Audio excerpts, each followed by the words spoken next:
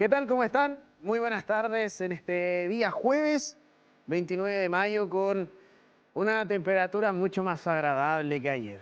Se agradece también porque la verdad es que estuvo congelada jornada de miércoles, pero ya ahora está agradable el clima acá en la capital penquista y en gran parte también de la región del Biobío. Vamos a iniciar nuestra jornada, como siempre, revisando un poquito de la contingencia de lo que estaba ocurriendo en estos últimos días. Recordarles que ayer se vivió una jornada de diálogos contemporáneos en la Casa del Arte José Clemente Orozco, que abordó el tema de los glaciares desde varias miradas. Y fue una conversación de aproximadamente una hora. Entonces hay harto para que usted pueda ir a revisar. Puede aprovechar que está en nuestras multiplataformas, está alojado en nuestro canal de YouTube, para que lo vaya a revisar, a chequear lo que ocurrió acá a las 17:30 horas en la Universidad de Concepción. Le había dicho, vamos a ir a revisar la contingencia de la jornada, TVU.cl, partimos con la fiscalización del Ministerio de Transporte del Biobío, que aseguró que casi la mitad de las motos fiscalizadas en el centro penquista presentaron irregularidades. Esta es una realidad lamentable a nivel país. Todos los vehículos tienen que estar normados. Todos los vehículos tienen que estar normados. Incluso las motocicletas, que a veces son casi como los scooters eléctricos, y no es así, no es así. Hay que tener toda la documentación, hay que tener también las medidas de seguridad. Nosotros hace un tiempo atrás hicimos una nota acerca de qué es lo que se necesita para andar en moto, porque también hay normativas que, por ejemplo, exigen el uso de zapatillas. Acá en Chile no se puede andar en moto con chalas, por ejemplo, sandalias. ¿Por qué? Porque la normativa legal exige calzado cerrado y además de las protecciones para manos, por ejemplo, pero hay normativas legales que le indican qué es lo que usted tiene qué es lo que usted debe cumplir para poder andar en moto. Ahora, también la moto tiene que estar en norma, eso es lo otro. Papeles al día, revisión técnica, como corresponde, como cualquier vehículo que circula en nuestras vías. Así que vehículo motorizado, porque bueno, las bicicletas no tienen y no necesitan revisión técnica, pero también son vehículos. Se realizó entonces esta fiscalización en el centro penquista y que lamentablemente dio cuenta de que mayoritariamente no se cumple la regulación vigente en cuanto a las motos. Así que ahí un llamado de atención también para quienes circulan en moto. Vamos a continuar con nuestro portal tvu.cl para revisar también parte de lo que nos muestra, nos muestra a todos y a todas. Últimos días para revalidar la TNE. Avance de la cancha del Estadio Asterroa a días de su reapertura al fútbol. Qué bonita la cancha, qué bueno. Hace rato que le hacía falta una restauración al gramado del Estadio Alcaldesa Asterroa Rebolledo. Seremi de Transportes coordina tránsito alternado por poda preventiva en Ruta de la Madera. Una buena iniciativa también. Colegio de Profesores convoca a paro nacional de 48 horas. Acusan insuficiencia de respuestas concretas. Parte de lo que hemos estado mostrándole en esta jornada de hoy desde nuestro equipo de prensa, desde nuestro equipo del matinal Siempre Juntos. Usted lo puede encontrar aquí en tvu.cl. Vamos a revisar diarioconcepción.cl para que usted también pueda ir a chequear, a leer el acontecer de la región del Biobío, también de nuestro país, pero con una perspectiva local. Arriba a la derecha, como siempre, estamos nosotros para que nos pueda ver en vivo y en directo. Últimos días para revalidar la TNE. Estudiantes hacen larga fila en Concepción. Estuvimos ahí junto a nuestro compañero Carlos Quintana. conversando acerca de lo que es este proceso, pero también de lo que es la utilización de la TNE, porque recordar que acá hay muchos inconvenientes con los estudiantes y los choferes de taxibuses. Muchos. A mí me tocó, no quiero ser majadero, pero mínimo una vez por semana tenía un problema. Mínimo. Mínimo. El piso era una vez por semana tener alguna discusión por haber utilizado mi pase escolar. Pero es algo que tenemos que mejorar. Hay que siempre pensar estas cosas con perspectiva de mejora. Es algo que tenemos que mejorar. Agrupaciones reciben 24 millones para iniciativas de memoria histórica en el Biobío. Preparación para las precipitaciones. Se viene el invierno. Ya se está comenzando a sentir. Nostálgicas postales se llaman a reencontrarse con la memoria y el territorio.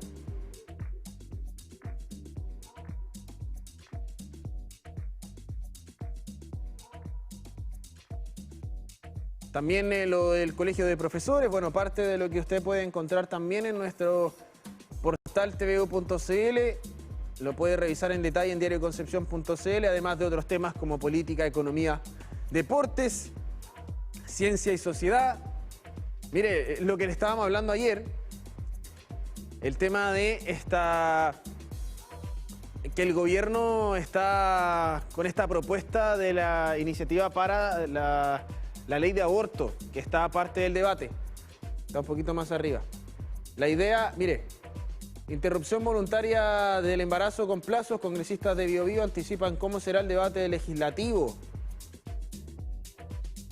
Parte de lo que está ocurriendo en el ámbito político parlamentario a nivel nacional. Biobío prevén que incremento en las exportaciones de jurel tras aumento del 25% en la cuota nacional. Energía destacan alta participación en consulta pública del reglamento de biocombustibles sólidos y el Banco Central publicó plataforma web conmemorativa de su centenario con recuento histórico. Además de lo que estaba ocurriendo en otros lugares de nuestro país y de nuestra región del Biobío, para que lo vaya a revisar, diarioconcepción.cl. Estamos viendo Radio UDEC. Agrupaciones de derechos humanos del Biobío, parte de lo que nosotros ya le estábamos mostrando, pero ahora queremos detallar un poquito. Recibieron fondos para proyectos de cultura y sitios de memoria.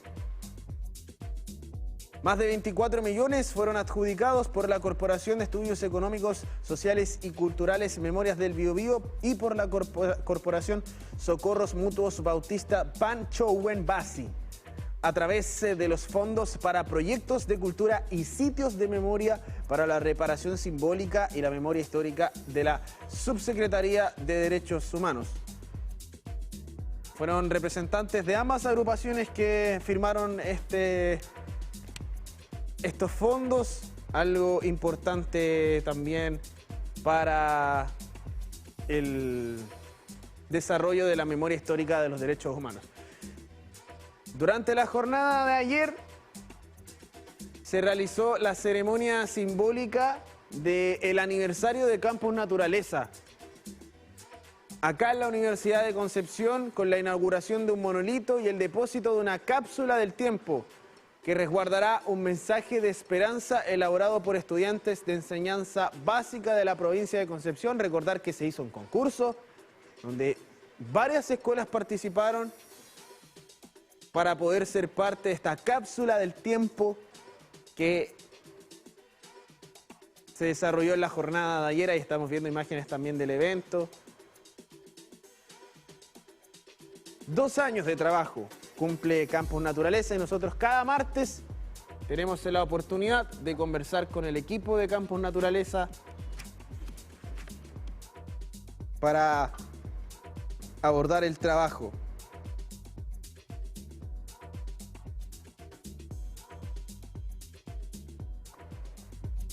Estábamos tomando un poquito de agüita, siempre necesaria. Vamos a Cambiar de tema, queremos hablar un poquito de historia como cada jueves también y nos acompaña ya aquí en estudio la doctora Laura Benedetti. ¿Qué tal, doctora? ¿Cómo está? Bien, gracias. Muchas gracias por la invitación. Doctora en Historia, docente del Departamento de Historia de la Facultad de Humanidades y Artes de la Universidad de Concepción. Vamos a hablar de un tema que lo abordamos durante la pasada semana, brevemente, pero nos mencionó que había harto que conversar ahí. Para los que no lo vieron, la semana pasada estuvimos conversando acerca de esta conmemoración de las glorias navales y que tiene relación con un proceso de guerra que vivió nuestro país y cómo también estos procesos generaron cambios en nuestra forma de vivir o de informarnos, bueno, en todos los ámbitos. Entonces, eso es parte de la temática que vamos a tocar ahora en torno a qué es lo que ocurre con los procesos de guerra. Bien, nosotros debemos pensar que desde la historiografía, y debo mencionar al autor que es Mario Góngora, señala que las guerras constituyen un elemento que son fundamentales en la construcción de la nación, ¿ya? En términos generales. Es decir, que las guerras son un aspecto que deben considerarse para explicar el desarrollo histórico de nuestro país, el desarrollo del Estado y de la nación chilena. Por lo tanto, debemos pensar también que la guerra propiamente tal es un elemento constitutivo del avance del mundo español en este proceso de occidentalización que experimentó América Latina desde el siglo XV, finales del siglo XV, principios del siglo XVI. Claro, ahí con la guerra de Arauco. Ahí inicia todo este proceso. O sea, desde el punto de vista de la historiografía occidental, lo que nos incorpora a la historia occidental es la llegada del conquistador español. Y aquí entonces tenemos esta guerra de Arauco que debemos desmitificarla, porque tradicionalmente se nos ha enseñado, ¿cierto?, de que la guerra de Arauco tiene una duración de 300 años. Pero en realidad las investigaciones, sobre todo de finales del siglo XX, plantean que el momento de mayor actividad bélica es el siglo XVI, que ya en el siglo XVII y en el siglo XVIII se habla de una fase de relaciones fronterizas o de relaciones interétnicas, que es cuando se da la constitución de la frontera y nuestra ciudad es parte de esa frontera histórica. Por lo tanto, si bien eventualmente están los malocas, los malones, está también alguna sublevación, 1655 por ejemplo, el periodo más álgido es durante el siglo XVI y la guerra, la guerra como parte de un legado mayor de este Chile hispánico, es también un elemento que está presente en la construcción de ciertos estereotipos. A partir, por ejemplo, del poema épico La Araucana, ya que fue fundamental al momento de construir una imagen del pueblo mapuche, ya que ellos hablan de araucanos y de ahí, ¿cierto?, deriva alguna imprecisión conceptual también. Bueno, y en esta época en particular, lo que fue este periodo, lo hemos comentado también anteriormente, claro, se da este proceso en donde los españoles quieren llegar a buscar recursos acá, o sea, no explorar, sino poder obtener alguna ganancia. La empresa rescate. La empresa, claro, esa era la idea. Entonces acá se encuentran con las comunidades que ya habitaban este territorio y una de ellas fue la que habitaba en este sector en particular. Y ahí en adelante vino este conflicto bélico, pero que, como usted lo señaló, hay un proceso ahí en la historia que nosotros también lo hemos conversado, eso iba, que empieza a haber intercambio de relaciones, o sea, habían misiones de parte también cristiana, desde la perspectiva de la iglesia, para poder acercar la iglesia a los territorios mapuches, había resistencia mapuche también, habían algunas comunidades que estaban abiertas al intercambio, habían otras comunidades que definitivamente no querían nada y solamente querían la expulsión o la destrucción de los huincas, los que venían de fuera, de todos quienes venían también a usurpar sus tierras. En medio de este proceso que todo parte, este tema de la llegada de los españoles acá a nuestro país, que ahí es donde, y que finalmente desencadena, yo diría que hasta el día de hoy todavía seguimos teniendo conflictos con eso, no bélicos, pero sí tenemos conflictos. Por ejemplo, lo que ocurrió con derribar la estatua de Pedro de Valdivia acá, que también fue algo simbólico. Pero desde ahí en adelante vienen todos estos temas españoles, chilenos, cómo se va desarrollando el proceso de guerras, pero también cómo se va comunicando lo que está ocurriendo dentro de cada espacio. Bueno, debemos pensar que la guerra, lo que nosotros sabemos de la guerra, tiene como principal fuente la llegada de cronistas, el soldado cronista, las cartas de Pedro de Valdivia, el emperador Carlos V, a Pizarro, y también la correspondencia oficial con Lima y con España. Lo que nosotros sabemos, y ahí las publicaciones de textos clásicos en historia, como por ejemplo Guerra y Sociedad de Álvaro Jara, hacen un excelente trabajo documental al momento de consultar esa información. Y no por nada, a mis estudiantes yo siempre los hago leer Cautiverio Feliz, ¿ya? Las cartas de Pedro de Valdivia, porque son las fuentes que nos permiten conocer cómo los conquistadores van a interpretar la guerra y cómo van a ir construyendo una imagen también de este pueblo enemigo que va a experimentar su propia evolución militar. Y ahí es fundamental también la correspondencia de los gobernadores pidiendo más recursos, hablando, porque en el siglo XVI es el problema de la guerra, esa es la realidad de Chile, un territorio pobre, pero que tiene que permanecer por su importancia geoestratégica al ser la antesala del virreinato del Perú, de Lima, Perú, que finalmente es importante. ¿Y cómo va avanzando este proceso, ya posterior o en medio del desarrollo de esta paz que se genera producto de los límites geográficos también? Porque acá el río Biobío, lo hemos conversado, ahí nos estaba enseñando, doctora, usted a nosotros, fue un límite territorial, o sea, estamos en un límite geográfico, o sea... Claro, el río simboliza la frontera porque en torno a este río se van a levantar una serie de fuertes y posteriormente va a venir un proyecto que es fallido, el de la guerra defensiva, el poner fin a la guerra de Arauco a través de la predicación. Luego vamos a tener la instancia de los parlamentos, y lo simbólico de los parlamentos es que van a ser reuniones entre dos naciones, entre el mundo hispano-criollo, que representa la occidentalización, ¿cierto?, el elemento occidental, y las comunidades indígenas que quieren participar en estos parlamentos, que más que un intercambio o grandes fiestas, en realidad es una instancia de diálogo y de reconocimiento mutuo. ¿Y cómo avanza todo este periodo bélico de guerras en la historia de nuestro país hasta llegar, por ejemplo, a la Guerra de la Independencia? Bueno, debemos pensar que las llamadas guerras de independencia tienen características de una guerra fratricida, porque si bien es cierto, las expediciones son organizadas desde el Perú, llegan a Talcahuano y desde Talcahuano comienzan a enrolar hombres para la causa realista. Por lo tanto, tienen características casi de guerra civil, en la cual también nuestro territorio, nuestra provincia en general, nuestra región, va a ser un escenario fundamental de estas guerras y en la cual va a existir por primera vez una movilización en nombre de la patria. Un concepto abstracto, ¿cierto?, que ya también lo mencionamos la semana pasada. Muy utilizado está también la importancia de un concepto que es el de nación, que también va a ser empleado por las fuerzas patriotas, lideradas en primera instancia por Carrera y luego por O'Higgins.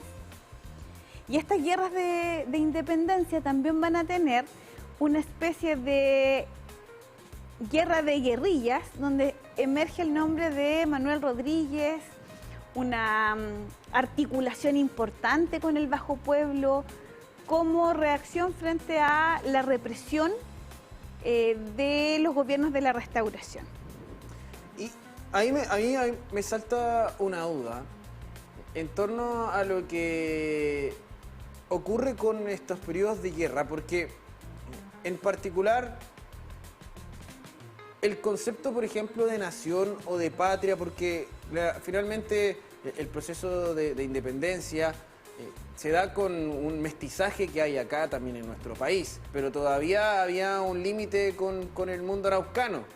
Entonces, y lo mismo en Perú, o sea, era como los españoles que llegan acá, se instalan acá y después son chilenos, se sienten chilenos y no quieren estar subyugados a la corona. O sea, es como... Entonces ahí como, ¿qué es lo que dice la historia en torno al concepto o lo que pensaban ellos de lo que era la patria? ¿Qué defendían?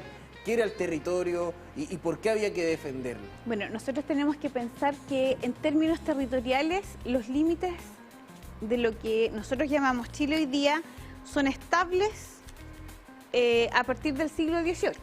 ¿Ya? Eso es como un elemento importante, donde existe un grupo dominante que es la élite hispano-criolla que ha logrado una identidad, que se ha consolidado en el poder, que existen sectores subalternos que van a ser movilizados por esta élite criolla y patriota, y que por lo tanto es necesario ir construyendo una idea de nación paulatina. Y esa es la labor de los gobiernos patriotas y posteriormente independientes, fortaleciendo este concepto de nación a partir de instituciones como por ejemplo la fundación de las primeras escuelas públicas o de los primeros establecimientos educacionales, donde la asignatura de historia era fundamental y es fundamental para esta idea de nación.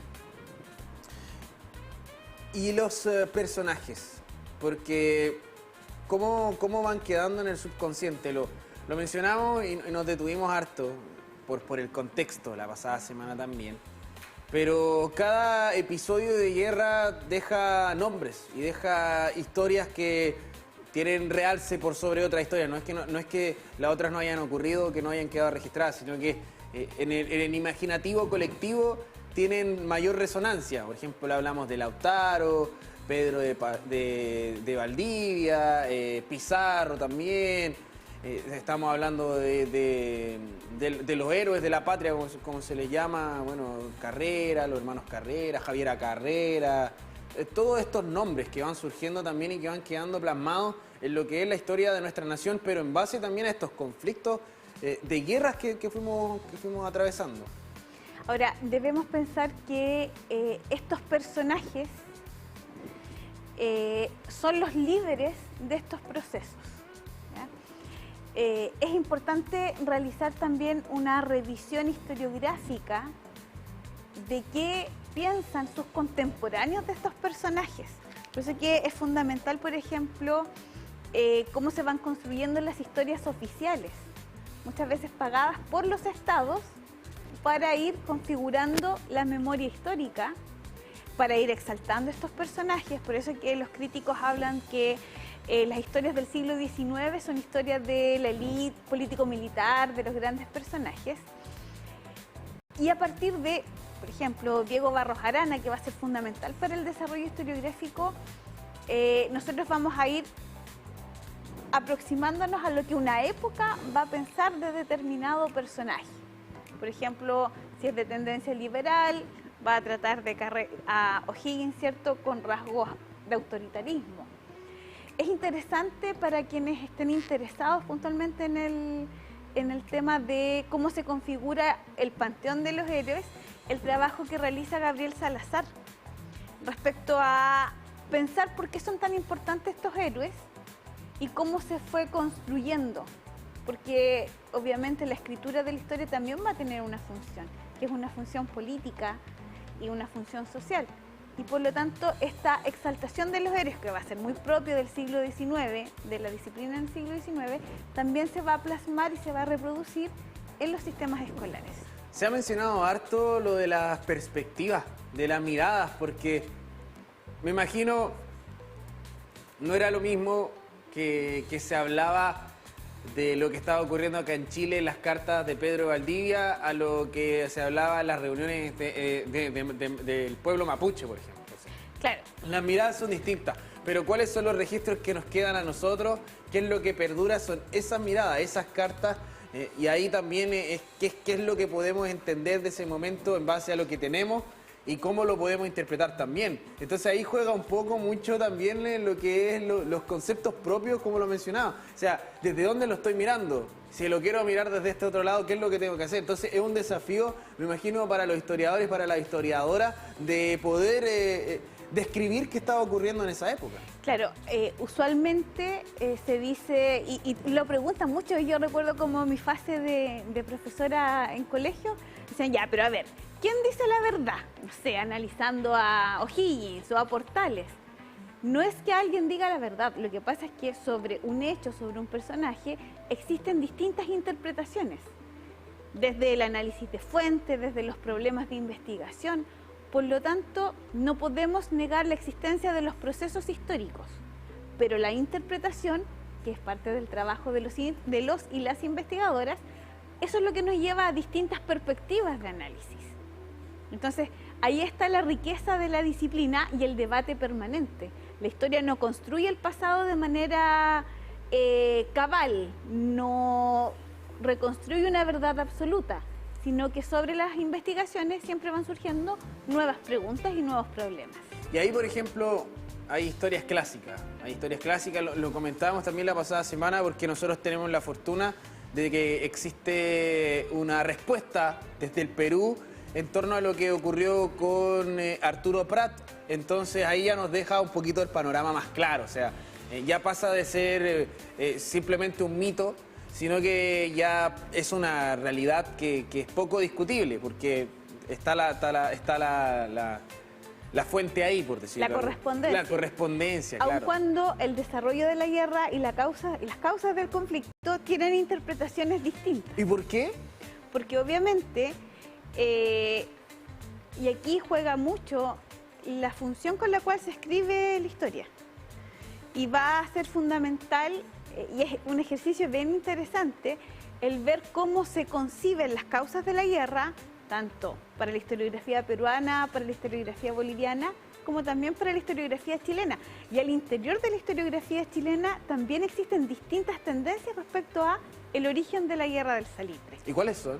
Bueno, algunas provienen desde la historiografía marxista, movilizada, ¿cierto?, por un tema económico, otras provienen más bien desde la historiografía tradicional, la defensa del territorio y de la nación propiamente tal. Y ahí, ¿cómo es también estos procesos de poder lograr comprender? Porque es difícil ya interpretarnos a nosotros. Cuando hablamos ahora a nosotros, a veces las motivaciones personales son muy difíciles de entenderlas. Y en estos procesos que son tan importantes, porque marcaron límites geográficos, tenemos un quiebre histórico con Bolivia y Perú, producto de lo que ocurrió en aquella época. Lo habíamos mencionado también, lo que fue en Lima, lo que ocurrió en Lima, lo que ocurrió en diferentes espacios también, y acá mismo, o sea, por ejemplo, lo que ocurrió con Argentina también, que también hay un conflicto. La cesión de la Patagonia. La cesión de la Patagonia, exacto. Entonces, ¿cómo esto también se genera, se pone como un poco en el estudio como tal, pero dentro de lo que es la formación de ciudadanos para cada país?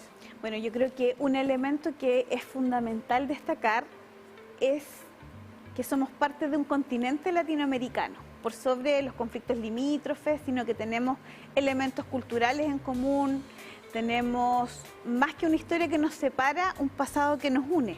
Por lo tanto, hay aspectos que se han desarrollado historiográficamente que se llama la historia comparada, estudiar procesos pero de manera comparada en Argentina y sobre todo en Perú. Que eso fomenta mucho los diálogos y nuevas reflexiones respecto a, por ejemplo, las cuestiones limítrofes o las guerras propiamente tal, sobre todo en el caso peruano y en el caso boliviano. Y ahí los registros por ejemplo, de los medios, que fue parte de lo que conversamos, aprovecho de preguntarle para ahondar más en aquello también.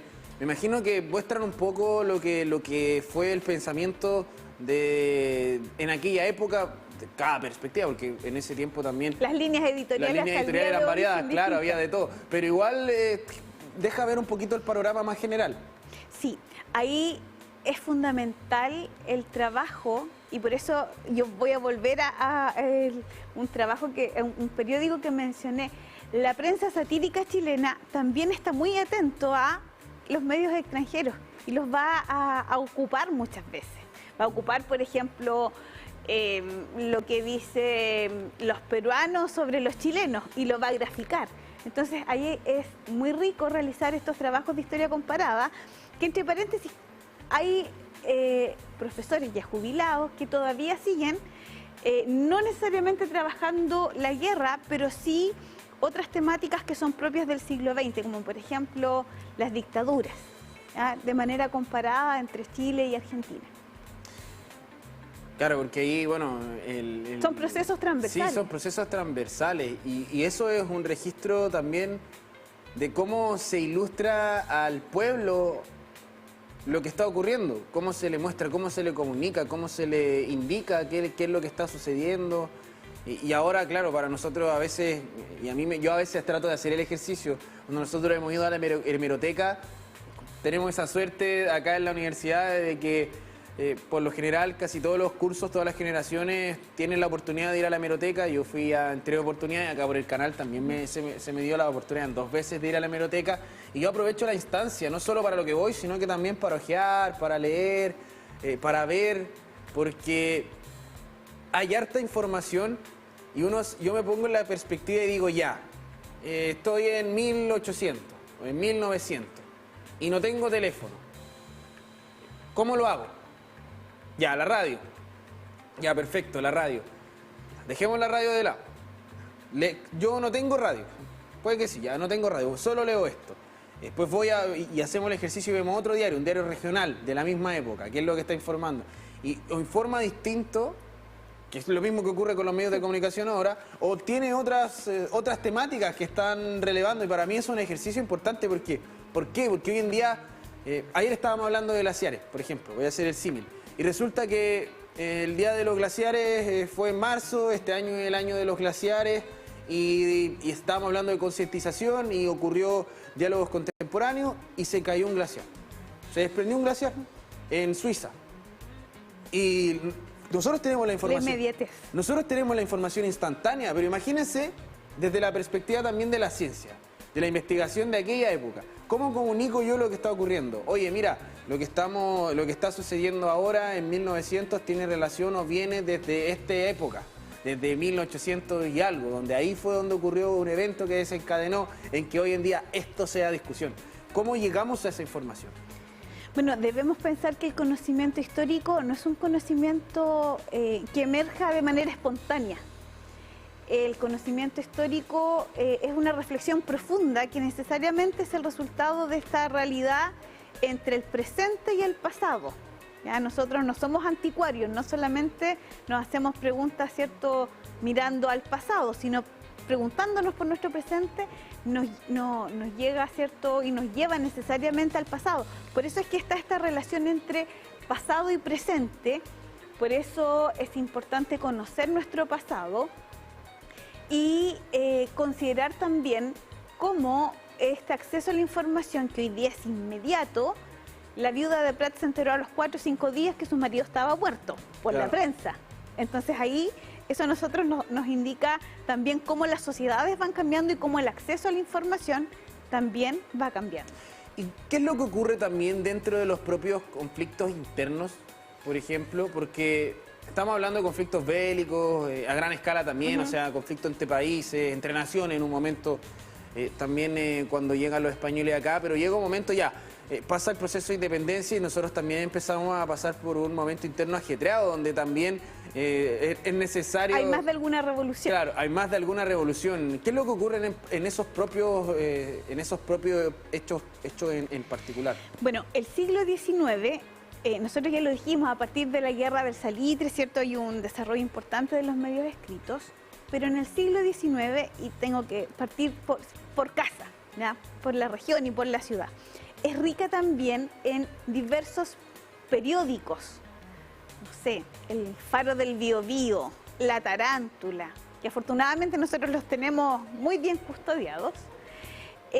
Las líneas editoriales de estos periódicos de escaso tiraje, pero guardamos siempre algún ejemplar, también nos van a ir dando luces de qué piensan. Si son, por ejemplo, partidarios del general de la Cruz, si son liberales, si son conservadores. Y esta prensa, que está disponible tanto en nuestro Departamento de Historia como también en la Biblioteca Nacional, nos permiten también conocer cómo se interpretan esos procesos. Por ejemplo, hoy día yo estuve en el Liceo de Niñas, nada que ver con los conflictos, pero sí recuerdo haber revisado lo que dice el Sur sobre el Liceo de Niñas y lo que dice un periódico católico sobre la educación femenina laica, miradas opuestas.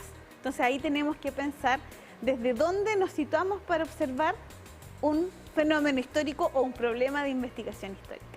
Y ese análisis también ha sido hasta el día de hoy, bueno, las líneas editoriales en ese tiempo estaban como mucho más marcadas, había mucho más medios circulando. Hoy en el país vivimos una realidad en donde hay una gran porción de grupos empresariales, en particular 2 grupos empresariales, que tienen la mayoría de los medios de comunicación en Chile. Y eso es una realidad y eso también limita la línea editorial. Estamos hablando de una época en donde había mucho medio independiente, sí, mucha circulación de paso mano a mano, en el bajo mundo también, o sea... Tenemos que pensar que sociedades obreras, sindicatos, todos tienen su órgano de difusión escrito. Y eso es lo maravilloso porque... Pensando, por ejemplo, en la Revolución de 1890, la Guerra Civil de 1891, ¿cierto? Los periódicos son una excelente fuente de información, los de filiación, ¿cierto? Balmacedista, como es el caso de muchos que circulan en Concepción, y los que son simpatizantes del parlamentarismo. Entonces, ahí hay una riqueza única que nos permite reflexionar sobre la interpretación histórica y sobre la multicausalidad también de estos procesos que son conflictivos y que generan profundos quiebres al interior de una nación. Sí, y ahí claro, es que tanto estos conflictos externos que a veces unifican a una nación, pero que después de un proceso bélico siempre viene una depresión al final. O sea, le pasó a Estados Unidos, le pasó a Rusia, le pasaba a todos los países que estuvieron en los grandes procesos mundiales post proceso de guerra. Hay algunas cosas que son positivas, hablando de este mismo hecho, por ejemplo, la inclusión de la mujer en el mundo laboral, entre otros detalles que fueron muy importantes y que han marcado nuestra sociedad hasta el día de hoy. Pero acá, por ejemplo, también vivimos un proceso de quiebre interno, o sea, no fue un proceso de unificación tras haber logrado la primera junta de gobierno, luego la independencia, sino que fue una especie de conflicto de cómo queremos ver el país, qué es lo que vamos a hacer ahora, y ahí también... Ensayo y error. Ensayo y error, entonces ahí también el proceso bélico en sí es como, a veces lo vemos como victoria o derrota. Yo creo que es como una visión, me parece, un poco sesgada, porque es todo, o sea, son procesos que cambian las sociedades, son procesos que crean nuevos límites territoriales. Que cambian las estructuras económicas. Pensando nuevamente en la guerra del salitre que nos lleva hacia la monoproducción y que Balmaceda advertía cierto peligro en ese modelo productivo. Y que está vigente totalmente, o sea, hasta el día de hoy. Se fue el salitre, vivimos un quiebre pero tremendo y apareció el cobre, apareció el carbón y ahora, bueno, se fue el carbón y ahora el cobre. Y esperemos que no ocurra lo mismo en algún momento eventualmente y que tengamos que depender del litio quizás de la misma forma. Bueno, son procesos bélicos que han marcado nuestra historia, son periodos que han generado harto estudio también. Hay harta investigación y esa investigación, lo mencionó, viene de harta mirada, así que a veces hacer el ejercicio de poder ver o contrastar fuentes es algo entretenido para poder entender un poco cómo es la mirada global, pero también...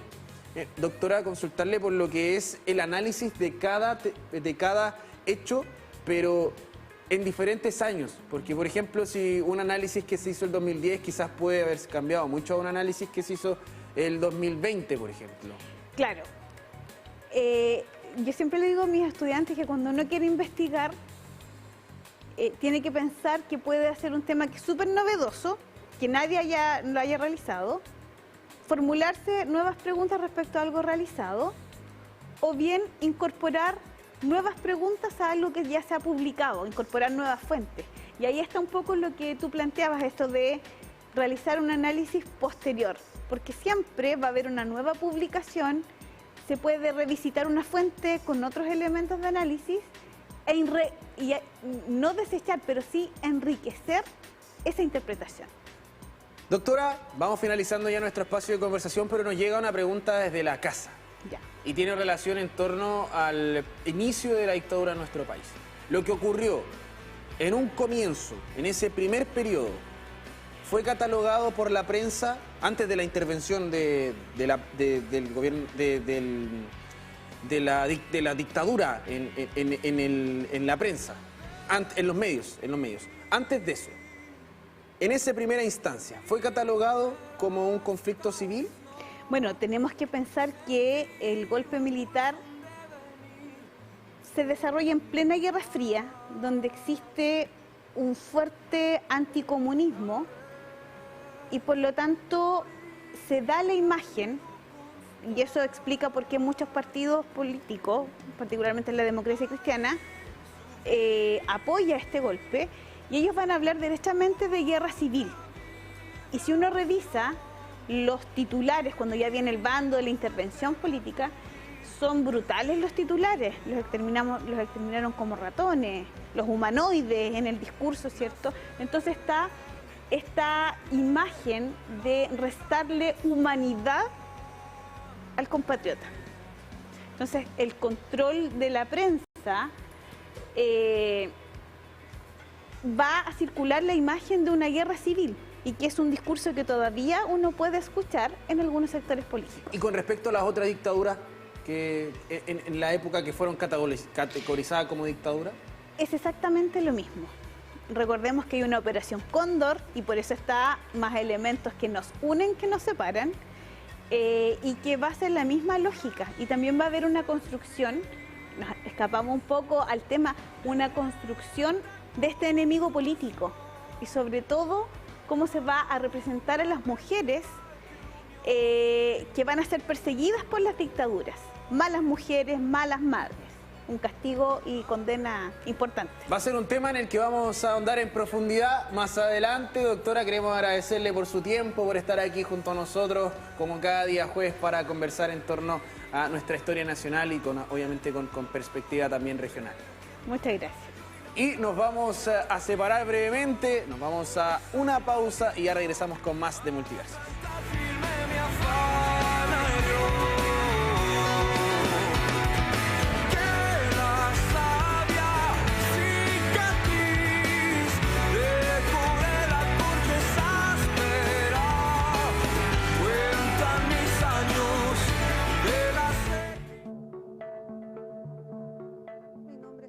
García Cancino, soy profesora titular en la Universidad de Concepción y dirijo el Laboratorio de Patogenicidad Bacteriana. Todo comenzó el año 1995 cuando escuché en un seminario de un estudiante del Magíster en Microbiología hablar sobre Helicobacter pylori. Me pareció un microorganismo súper interesante, pero yo creo que el momento clave fue cuando un médico gastroenterólogo se acercó a mi departamento preguntando en caso alguien investigaba esta bacteria. Tenía muy claro la importancia de este microorganismo en salud pública, por lo tanto de ahí comenzamos a hacer proyectos colaborativos y eso fue muy fructífero en el tiempo. En realidad este probiótico tiene mucho sustento científico, tiene 15 publicaciones que avalan su eficacia, porque un probiótico es un microorganismo vivo también, es otra bacteria que también fue aislada del estómago humano. Esto es un microorganismo que al ser ingerido confiere un beneficio para la salud de la persona que lo ingiere. En este caso específico, si uno ingiere el probiótico, este le cubre todo lo que es el epitelio gástrico, lo protege, de tal manera que cuando uno ingiera un alimento contaminado con Helicobacter pylori o agua contaminada, no va a poder este patógeno adherirse al estómago porque ya está copado su lugar. Además, la cepa probiótica le va a producir distintas sustancias que lo van a matar. Cabe señalar que este probiótico también es inmunobiótico, es decir, regula beneficiosamente la respuesta inmune de quien lo ingiere. Esto quiere decir que disminuye citoquinas que promueven la inflamación y aumenta citoquinas que son antiinflamatorias. El sabio dicho popular, prevenir es mejor que curar. Pienso que se gastan mucho más recursos cuando tú intentas curar un problema. En cambio, ¿por qué no mejor prevenir? Los países como Alemania y otros trabajan mucho la medicina preventiva y yo creo que justamente eso es lo que a mí me gusta y el probiótico apunta a eso. Por eso que fue muy innovador en su momento, porque no había otro en el mercado ni en la literatura que apuntara a prevenir la infección por este patógeno y de esta manera prevenir las diversas enfermedades que se asocian a esta bacteria. Veo el futuro de este probiótico muy auspicioso. ¿Por qué? Porque lo veo impactando no solo a nivel nacional, en la salud pública nacional, sino que también en otros países, que he vendido a través de la empresa chilena Liva Company, sino que también a través de una filial de la empresa italiana Sarcosystem está a nivel internacional. Bueno, en todo momento la Vicerrectoría de Investigación y Desarrollo ha sido crucial en el desarrollo y en la presentación de la solicitud de patente, ya que cuando lo hice sin esa colaboración cometí muchos errores, pero cuando ya recurrí a las personas que son expertas en el tema, especialmente la colaboración de la OTL, Universidad de Concepción, la Unidad de Propiedad Intelectual UPI-UDEC, todo se facilitó. Además te están diciendo que ya sea el producto que tú patentaste o un proceso, no hay otro igual en el mercado o es mucho mejor lo que tú estás ofreciendo. Y eso, para mí como científica, es súper motivante. Bueno, haber recibido este premio Mujer Inventora 2025 me llena de satisfacción. Por supuesto que agradezco a INAPI por este reconocimiento, no solo mío, ¿no es cierto?, sino a todo mi grupo, porque es un estímulo para seguir tratando de mandar nuevas solicitudes de patente y ver que efectivamente se reconoce el trabajo arduo que hemos realizado en torno a este tema por años.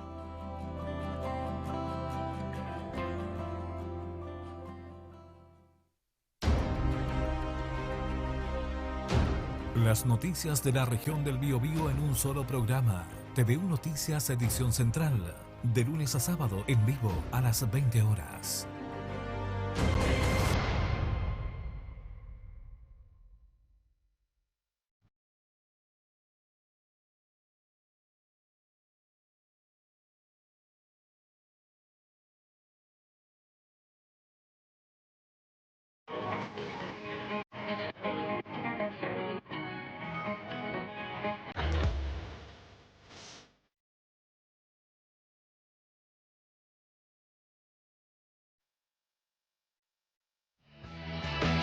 I'm gonna walk by faith, gonna raise my sword.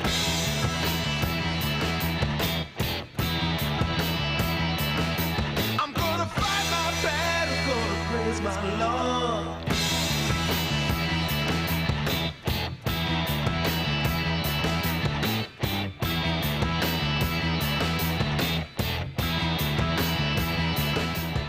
Y queremos continuar con nuestro programa en nuestra sección favorita de la gente en su casa. Le entregamos datos freaks para que lo anote en sus libretas de cosas que sí le importan. Y hoy le queremos contar, ¿sabía usted que un día como hoy se celebra mundialmente el Día del Monte Everest? Cada 29 de mayo se celebra este día, una fecha que conmemora la primera ascensión a la cima de la montaña más alta del mundo por sobre el nivel del mar. Le voy a hacer ahí el dato. Por sobre el nivel del mar. Le dejo ahí si usted quiere saber por qué le digo eso, Google o la inteligencia artificial. Realizada por Edmund Hillary y Tenzing Norgay en 1953. Este día es una oportunidad para recordar el logro histórico y honrar a los montañistas que han desafiado la naturaleza. Recordar que hay muchas personas que han perdido la vida intentando alcanzar la cima del Monte Everest. Algunos datos curiosos para que los anote en su libreta de cosas que sí le importan. La frontera entre dos países, la cumbre del Everest, se encuentra en la frontera entre Nepal y China, por lo que también es un punto de referencia geopolítico. Un ascenso sin oxígeno. Reinhold Messner, alpinista italiano, fue el primero en ascender al Everest sin oxígeno suplementario. El ascenso más rápido, el récord del ascenso es de 8 horas y 10 minutos, logrado por el Sherpa Pemba Dorje.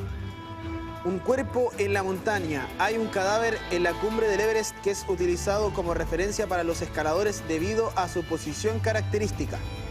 Costo del permiso. El permiso para ascender al Everest tiene un costo que se puede superar los 10.000 euros. Y se realizó una boda en la cumbre. En 2005 se llevó a cabo una boda en la cima del Everest. Y además es una montaña que crece. El Everest está creciendo aproximadamente 4 milímetros al año, esto debido a la actividad tectónica. Además, voy a dar otros datos. En el último tiempo se ha comenzado a registrar la cantidad de basura que hay en el Monte Everest. Es un territorio natural que, producto de que ahora cada vez más gente realiza esta tradicional subida, bueno, deja la basura ahí. ¿Pero cómo? ¿Pero cómo?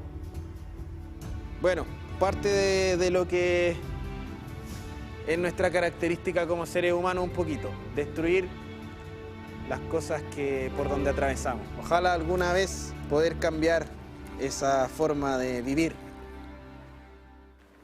Mire, algo tan entretenido se puede transformar en algo tan complejo como dejar basura en el Monte Everest. Imagínate la cantidad de metros que suben para dejar basura. Bájela. Como subió, bájela. ¿Qué le cuesta? Bueno, o lleve elementos que sean biodegradables, no sé, pero no la deje ahí. Bueno, la verdad es que es algo también muy desafiante, muy desafiante. Hay muchas personas que han fallecido. Yo la verdad es que hace un tiempo atrás estuve viendo un documental del ascenso al Monte Everest y la verdad es que es impresionante lo que se hace y sobre todo lo que hacen los sherpas, porque muchas veces los sherpas cargan gente que sufrió alguna descompensación o alguna cosa, entonces los sherpas tienen que hacerse cargo de todo y a veces suben con una cantidad de cosas. De hecho, a veces solamente suben a dejar todo lo que es necesario para la gente que está arriba en cuanto a agua, comida, abrigo, inyecciones, claro, ahí para la salud. Entonces el trabajo de los sherpas es increíble. Claro, y la meta de llegar a la cima es para la gente de afuera, porque los sherpas ya están aburridos de subir. Imagínense, 8 horas tiene el récord el sherpa. 8 horas para subir el Everest. Imagínense, hay gente que está, ¿cuánto? 3 semanas y alcanza a llegar al campamento, el primero nomás. No me acuerdo cuántos campamentos son. Creo que, bueno, hay varios campamentos, que hay varios caminos para llegar también.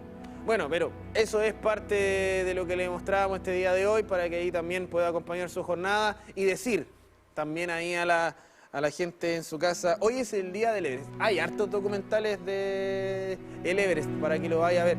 Hay muchos bien entretenidos, otros un poquito más choqueantes.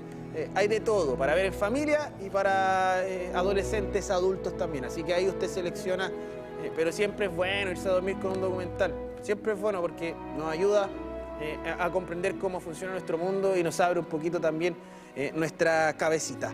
Vamos a continuar hablando de medio ambiente. Está junto a nosotros Paula Nieto Pino, que es investigadora del Centro EULA, académica de la Facultad de Ciencias Ambientales de la Universidad de Concepción, presidenta del Consejo Consultivo del Ministerio de Medio Ambiente en el Biobío. ¿Qué tal? ¿Cómo está? Buenas tardes, gracias por la invitación. Primero, consultarle para aquellos quienes no saben de qué se trata este consejo, qué es lo que hace, qué es lo que realiza, cuáles son sus funciones.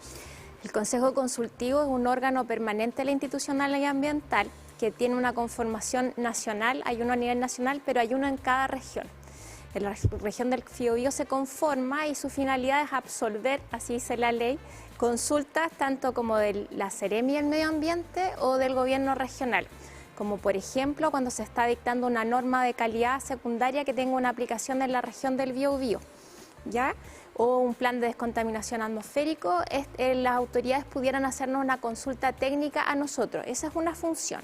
Y la otra es que nosotros de oficio demos nuestra opinión ante determinadas materias ambientales. Y, por ejemplo, ¿cómo es este rol, esta vinculación, bien digo, con el gobierno regional, con las instituciones políticas que hay acá también, las gobernanzas locales? Nosotros somos un órgano que actúa motivado si a nosotros nos hace una consulta. Por ejemplo, si el gobierno regional requiere una consulta técnica debido a la conformación que tenemos, nosotros tenemos la obligación de responderle a ello. ¿Ya? A eso se refiere. ¿De cualquier tipo? De materias ambientales que tengan relación con la región. Ah, ¿Sí? Pero claro, cualquier tipo de tema ambiental. De temas ambientales. Perfecto. Y en torno, por ejemplo, al consejo como tal, ¿qué tipo de organizaciones participa? ¿Quiénes conforman este consejo? Tiene una conformación bastante transversal. Tiene que estar presente la academia, a la cual yo represento, que representa la Universidad de Concepción. Está la Universidad de las Américas, está también el empresariado a través de asociaciones gremiales. Están ONG, que son bastante importantes, y también están representados los trabajadores a través de sindicatos. ¿Y cómo es ser presidenta de este consejo? Es una instancia bastante interesante donde, debido a la conformación que ella tiene, se da un debate bastante transversal. Lo que en materias medioambientales es muy interesante porque todas las materias que nosotros vemos, revisamos, que nos explica el Ceremi de Medio Ambiente, que tiene una participación súper activa en nuestras reuniones, convocan a toda la sociedad, por lo tanto toda ella debe ser escuchada, ¿sí? Esa es una instancia de diálogo extensa también, me imagino, Sí. porque son varias miradas desde diferentes lugares del mundo, desde diferentes visiones y hay que lograr también resolver las consultas que son solicitadas. Sí, hay que lograrlo, pero lo que dices tú de aunar miradas, por ejemplo, instancia que uno pudiera decir una organización civil o algún representante del empresariado, logran confluencia ahí y nosotros como la academia tratamos de guiar un poco esta conversación para lograr soluciones. ¿Cuánto tiempo lleva liderando este consejo?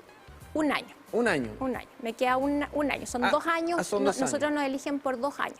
Perfecto. Sí. ¿Y cómo se realiza el proceso de elección? Sí, claro, de elección.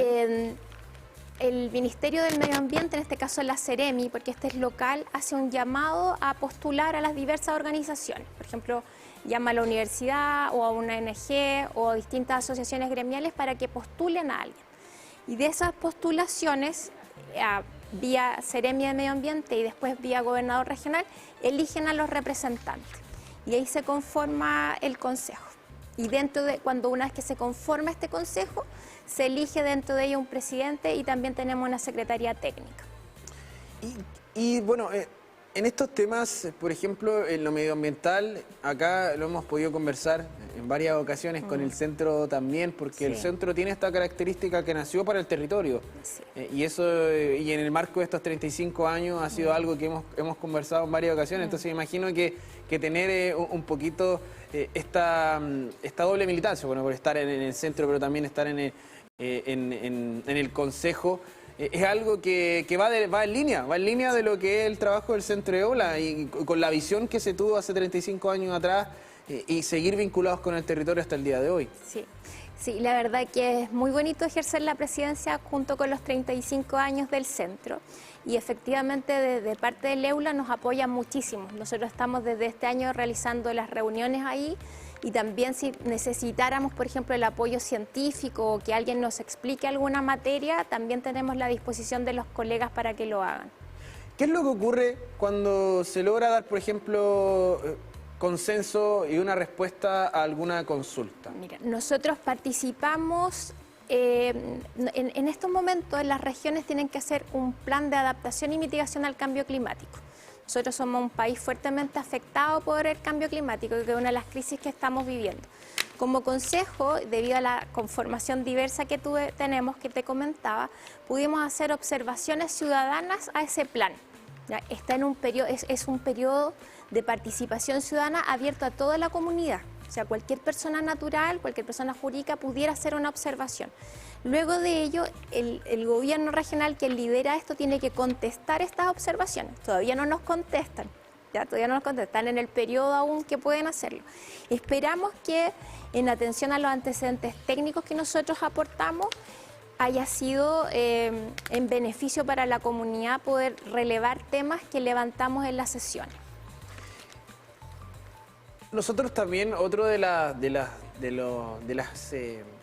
los problemas, la verdad, que hemos visto en torno a algunos procesos de decisiones es la poca involucración, y lo hemos escuchado, no lo digo yo, lo hemos escuchado desde las agrupaciones sociales, desde el mundo civil en particular, de que no hay mucha injerencia en algunos temas.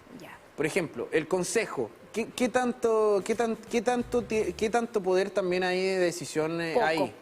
En cuanto cuando se hace una consulta se responde. ¿Qué tanta incidencia tiene en una decisión final? Poca incidencia. Nosotros, si bien tenemos la obligación de responder, nuestra opinión no es vinculante, que es lo que siempre reclama la ciudadanía, que muchas veces se llama a estas consultas públicas, pero lo que decide la ciudadanía no es vinculante. Hay una obligación de responderle, ¿cierto? Las observaciones válidamente emitidas deben ser resueltas, pero no son vinculantes, y eso muchas veces desmotiva a la ciudadanía a hacer este tipo de observaciones. Sin embargo, a mayor participación ciudadana, mayor es la validación que tienen estos procesos. Por lo tanto, siempre es muy interesante que uno como sociedad, no solamente como persona natural, puede ser una junta de vecinos o también a través de un sindicato o aquí mismo en la Federación de Estudiantes, participen en ello y se involucran en decisiones que tienen que ver con toda la comunidad. ¿Y por qué es importante, por ejemplo, el desarrollo de este consejo?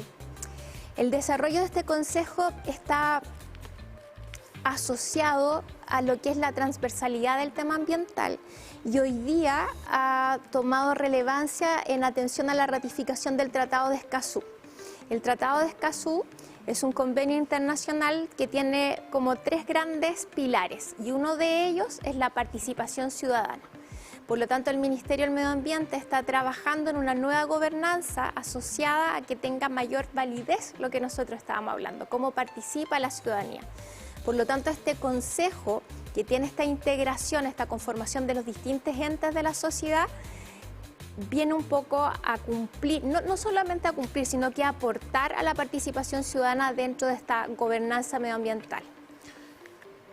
Sí, porque bueno, esa ha sido una de las grandes brechas que todavía hay. De hecho, en los mismos proyectos, a veces, de hecho, en los mismos proyectos cuando se desarrolla dicen que las encuestas no son vinculantes, pero se tienen que hacer igual. Estos procesos se tienen que hacer igual, son procesos un poco burocráticos, pero también es importante cuando se llega a un consenso, cuando se da respuestas concretas, porque eso puede que sea o no vinculante, o sea, no es vinculante, lo decimos que puede que sea, porque ojalá sea así en un futuro, pero sirve también a la hora de poder generar alegatos, de poder ir, de poder conversar. Lo que pasa es que a mayor participación ciudadana disminuye la judicialización de los proyectos. Si nosotros nos vamos al sistema de evaluación de impacto ambiental, donde solo dentro de los estudios de impacto ambiental la participación ciudadana es obligatoria de ejecutar, ¿ya? Pero sigue siendo, tal como tú señalas, no vinculante. O sea, el proceso de hacer una participación ciudadana es obligatorio. En las declaraciones de impacto ambiental es voluntario o a proposición de la ciudadanía, ¿ya? Pero sigue siendo no vinculante. Sin embargo, no solamente en estudios de nuestro país, sino a nivel internacional, a mayor involucramiento de la comunidad baja y disminuye la judicialización, porque tú tienes una mayor certeza de lo que van a construir, de lo que se va a proyectar. Y si te involucras desde la génesis del proyecto, sientes que está siendo considerado desde los inicios de este. ¿Cuáles son, por ejemplo, algunos de las consultas o requerimientos que le han solicitado, que han podido realizar ahí en el Consejo últimamente? Nosotros tenemos para este año 3 ejes. Uno es el que ya te comentaba de plan de mitigación de adaptación al cambio climático. El otro es las actualizaciones de los planes de descontaminación atmosférico que está en Los Ángeles, Concepción, y viene uno nuevo para Curanilahue. Y el otro gran tema que tenemos como región es manejo de residuos, que tú justo antes comentabas, ¿cierto? Que tiene mucho que ver con idiosincrasia de nosotros aún, tiene que ver con algo interno, que no nos hacemos cargo de los residuos que generamos. Sí, es verdad eso. Nosotros lo hemos abordado desde varias perspectivas, desde el impacto al ecosistema, desde lo cultural también, porque la gente también no tiene esta responsabilidad. Muchas veces, no vamos a decir todos, pero hay personas que sí, del impacto que están haciendo al ir a contaminar un espacio con basura. Y nosotros lo hemos abordado, los microbasurales. Bueno, ahora tenemos la suerte de que se reactivó Hidronor, que también es algo importante por el tema de la cantidad de dinero que había destinado para aquello, y eso va a permitir también mejorar quizás en otros temas en las comunas de la región del Biobío, bueno, y ahí en la gestión también de lo que es actualmente las emergencias y preemergencias ambientales, que las estamos viendo también cada vez más seguido. Más del 60% de las personas, o sea, de los hogares acá en la región del Biobío prefieren utilizar una estufa a leña, y ya la estufa a leña en sectores como en Los Ángeles, por ejemplo, ya no es una alternativa viable. Entonces, la cantidad de agentes contaminantes, por ejemplo, también en las aguas. Hay mucho que trabajar, y hay mucho que se puede vincular, y ahí me imagino que, lo vuelvo a mencionar, el estar en contacto con el Centro EULA es algo muy importante para este consejo, pero también para la comunidad de la región del Biobío, que esté el Centro EULA involucrado en estos espacios, considerando que si usted, que has visto nuestro programa ahí en su casa, lo habrá escuchado más de una vez, porque más de una conversación salen estos temas. Ahora lo estamos unificando, ahora estamos hablando de los grandes temas que hemos abordado en detalle, con diferentes especialistas, con diferentes estudios, con diferentes investigaciones, pero que se ve y se traspasa a lo que son políticas públicas, que es lo que nosotros a veces hablamos. ¿Cómo generamos políticas públicas que vayan en esa vía?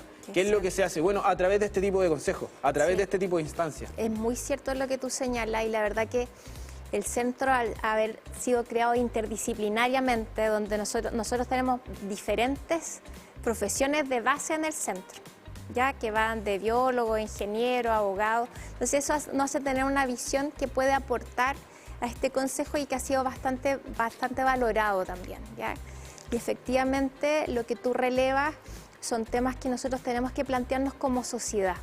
Tú mucho hablabas de recién hacernos responsables de nuestros residuos. Estamos muy centrados como en los derechos que nosotros tenemos, el derecho, el medio ambiente libre de contaminación, pero no tenemos la doble faz de la responsabilidad que tenemos nosotros en acciones muy cotidianas, como la disposición adecuada de residuos, para cumplir con esta meta que tenemos todos, de preservar el medio ambiente. De lo más básico. De lo más básico. A veces nos da un poquito de flojera. A mí en particular, por ejemplo, no estaba tan acostumbrado a reciclar. Claro. Porque no tenía un punto cerca, porque no lo veía en mi entorno, entonces ahora no. Ahora ya todo lo que es plástico, botellas de plástico, botellas de vidrio, las guardo hasta que eventualmente las voy a dejar al lugar, pero ya no lo trato de dejar, por ejemplo, en donde no corresponde, o en la basura, como lo hacíamos usualmente. Bueno, en mi casa también teníamos ya una cultura de reciclaje, pero iba un carrito, iba un camión, iba un autito donde reciclamos. En cambio, cuando me vine para acá me costó un poquito más encontrar y ver cómo podía hacerlo, entonces lo dejé un poco de lado. Y también error. Uno también tiene que de repente decir, oye, yo me he equivocado, podemos mejorar. Entonces ya hay que comenzar todos de a poquito a poder avanzar en eso. En algo tan simple como no botar basura en lugares donde no corresponde. Si es que va a los ecosistemas naturales, cuídelo.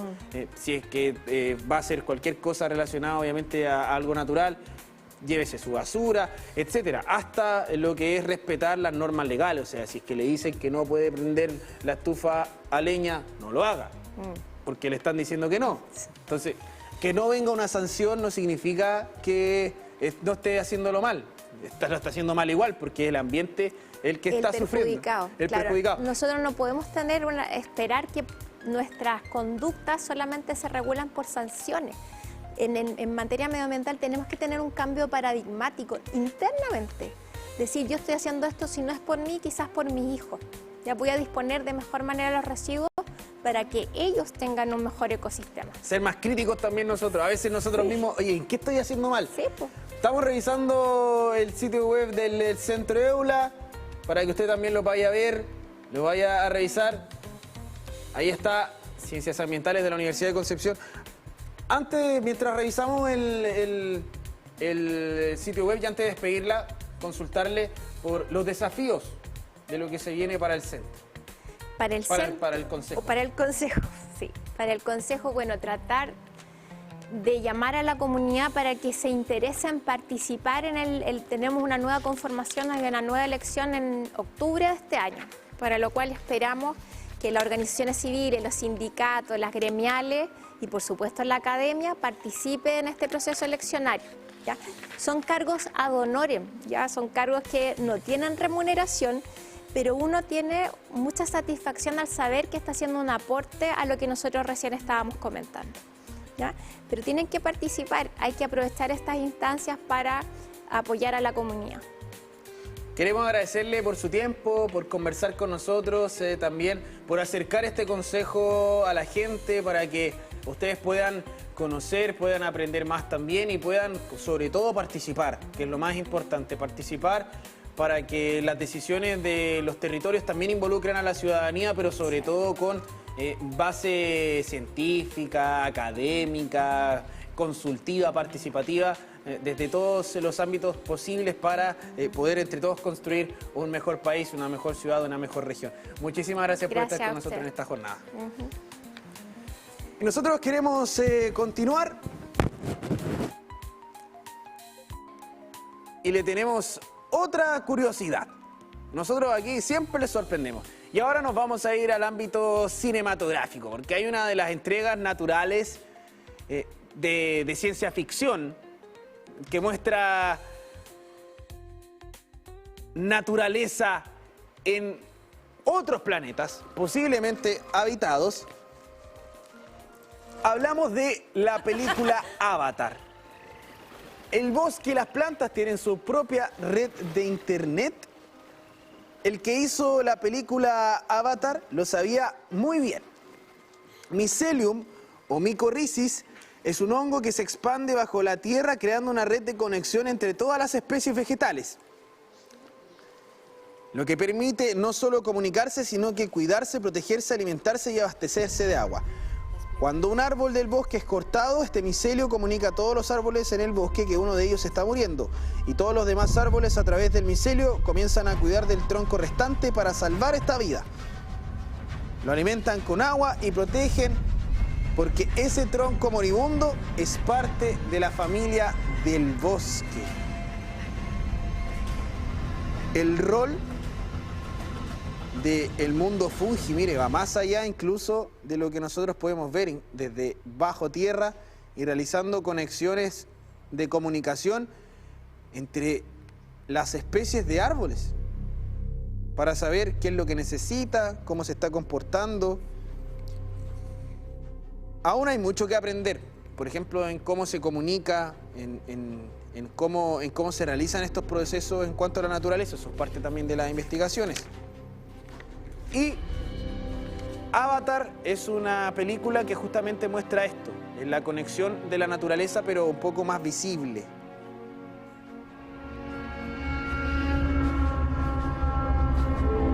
Una propuesta audiovisual también, pero que rescata eso, el vínculo de las especies a través de la naturaleza. Y dar un datito como lo que ocurre con el micelio también, aprovechando de vincular ambos mundos.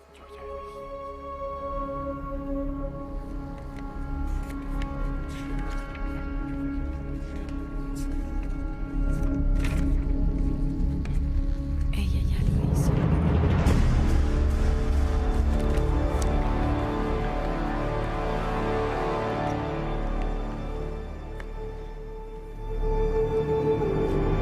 Ahí estaba un poquito de la película Avatar. El Camino del Agua es su más reciente entrega. Vaya a verla también si es que tiene la oportunidad. Es buena, es larga. Si la que puede dividirla en dos partes, como que sea película 1, parte 2, porque son como 3 horas de película, así que tiene que verla con tiempo o dividirla en dos partes, como quiera. Pero véala, es buena. Vamos a cambiar de tema Durante esta semana también estuvimos hablando un poquito de astronomía con Talento Sudec y quedamos encantados con una zona en particular. A mí me gustó, la zona de Ricitos de Oro. ¿Por qué? Bueno, porque Ricitos de Oro eligió el mejor lugar, el ad hoc para estar, y eso es, parece, lo que hace que aparentemente exista vida en nuestro planeta en particular, hasta que encontremos donde haya vida en otro lado. Por ahora, acá, en este espacio del sistema solar. Queremos hablar de la zona habitable de los planetas. Estamos junto a Lady Peña, quien es divulgadora científica de Cata. ¿Qué tal? ¿Cómo está? Hola, muy buenas tardes. Magíster en astronomía también de nuestra Universidad de Concepción. Queremos hablar de esta zona, ahondar más un poquito. Explíquenos para la gente que se perdió el capítulo del lunes, que vaya a revivirlo si es que tiene la oportunidad, qué significa esta zona y la importancia que tiene. Bien, le llamamos zona de habitabilidad a una región en la que está a una distancia de una estrella, en la que si hay un planeta rocoso, puede existir agua en forma líquida. Nosotros cuando queremos buscar vida en otros planetas, por lo general lo que hacemos es buscar similitudes con nuestro planeta, porque es la regla que tenemos. Así que para que sea sustentable la vida aquí en el planeta Tierra es necesario que exista el agua líquida. Y esto es posible, como les digo, en una región justamente que está a cierta distancia de una estrella. Por ejemplo, en el sistema solar, en esa región se encuentra en el borde del planeta Venus, está la Tierra en el medio y está Marte en el otro extremo. Entonces, es por ello que la Tierra recibe la cantidad de energía necesaria de tal forma que el agua que está en la superficie de la Tierra pueda estar en forma líquida y pueda ser aprovechable, pues. Nuestro planeta gira en torno al Sol. Claro. Pero también está ubicado dentro de una galaxia, que a su vez está ubicado dentro del universo. Existen zonas también, por ejemplo, más macro, bueno, ya eso ya es macro, pero aún más macro para que se den estas condiciones dentro de la propia galaxia como tal, por ejemplo. Bueno, sí, lo que pasa es que lo que nosotros vemos como zona de habitabilidad estelar es porque nos preocupamos de buscar estrellas que sean con temperaturas parecidas a nuestro Sol para encontrar estos sistemas planetarios que puedan tener esta zona de habitabilidad. Y eso se puede buscar dentro de la galaxia. Hay algunas estrellas que son muy calientes y tampoco sirve como para que tengan una zona de habitabilidad, o son muy frías y entonces la zona de habitabilidad queda muy cerca de la estrella y ahí tampoco es posible que haya, o sea, que se considere que pueda haber vida de tal forma, pues. Como para descartar. Sí. Claro. O sea, necesitamos que quede también a cierta distancia de la estrella, porque si un planeta está muy cerca de una estrella, también recibe rayos X, rayos UV, entonces tampoco nos conviene. Hay, por ejemplo, un sistema planetario llamado Kepler 90, que tiene una estrella y tiene muchos planetas, tiene 8 planetas, pero todos están tan cerca de la estrella que la zona de habitabilidad queda fuera y ningún planeta está dentro de esa zona de habitabilidad. Todos se están quemando, ¿ah? Podríamos decir. Están ardiendo en llamas. Entonces lo que necesitamos es como encontrar estrellas que tengan temperaturas entre unos 5.000, 4.000 grados Celsius y a una distancia prudente en la que haya un planeta rocoso, con agua y que pueda estar en líquido, porque la Luna también está en el medio, ahí en la zona de habitabilidad, pero la Luna no tiene agua como para que pueda estar en estado líquido. Bueno, también sabemos que si necesitamos vida que necesitamos buscar vida en otros planetas, existen otras características también, claro, que tenga una buena atmósfera, pero que no sea una atmósfera como la de Venus, que también es muy potente y todos los rayos del Sol que recibe quedan ahí atrapados, la gran mayoría, pues, y es muy caliente. Necesitamos que tenga un campo magnético que lo proteja, muchas cosas. Pero siempre es, digamos, reconfortante darnos cuenta que en la galaxia tenemos diferentes estrellas con esta temperatura y con zona de habitabilidad. Entonces lo que hay que buscar es planetas rocosos que se parezcan un poco a la Tierra. Cuando digo rocoso, justamente es eso, pues que sea de roca, no como Júpiter, que es gaseoso. Claro. Sí, porque esos son la gran mayoría de exoplanetas que hemos encontrado. Así que necesitamos que sea rocoso, y si se encuentra en la zona de habitabilidad, pues vamos por buen camino. ¿Y el tipo de estrella también influye en esta zona? Sí. Por eso les decía, tiene que ser una estrella con una temperatura entre unos 6.000, 5.000, 4.000 grados Celsius, más o menos. Y aquí, ¿cómo también, por ejemplo, se logra, porque es algo que se ha ido investigando con el paso de los años, pero cómo se logra también quizás encontrar un consenso científico para designar qué es una zona de habitabilidad, sabiendo que la única experiencia que tenemos de eso somos nosotros?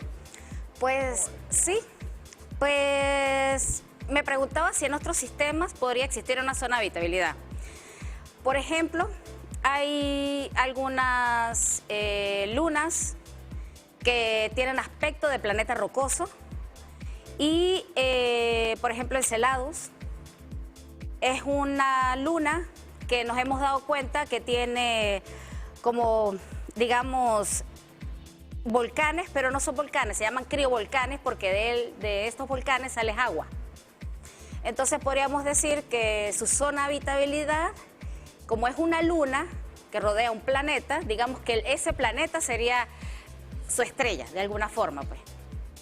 Así que hay muchas cosas que explorar, hay muchos sistemas planetarios y, como les digo, dentro del mismo sistema solar tenemos esta zona de habitabilidad, pero en los microsistemas que tiene su planeta con tantas lunas, también podemos encontrar esa zona de habitabilidad.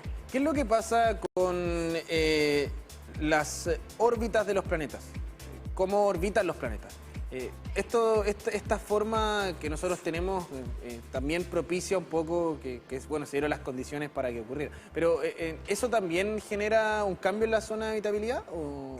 No, por lo menos el planeta Tierra continúa en su órbita en la misma zona de habitabilidad. El planeta Tierra. Claro. Venus sí se encuentra muy en el borde, por eso no lo consideramos mucho que se encuentra en la zona de habitabilidad. Y toda la órbita sí está con la zona de habitabilidad, pero Marte ya está más en el borde. Y muchas personas también se preguntan por qué mandamos rovers a Marte y nos interesa tanto Marte. Es porque Marte está dentro de la zona de habitabilidad y pueda que en algún momento se haya desarrollado como la Tierra. Y que pueda que encontremos algún tipo de microorganismo del pasado o del presente. Porque ahí el registro que existe en Marte, me imagino, tiene relación también con el paso de los años. O sea, hablamos de millones de años. Entonces, sí, claro. Y sabemos que también el Sol eventualmente va a llegar un momento en el que va a dejar de ser lo que es. Sí, sí. No va a pasar mañana, ni tampoco pasado.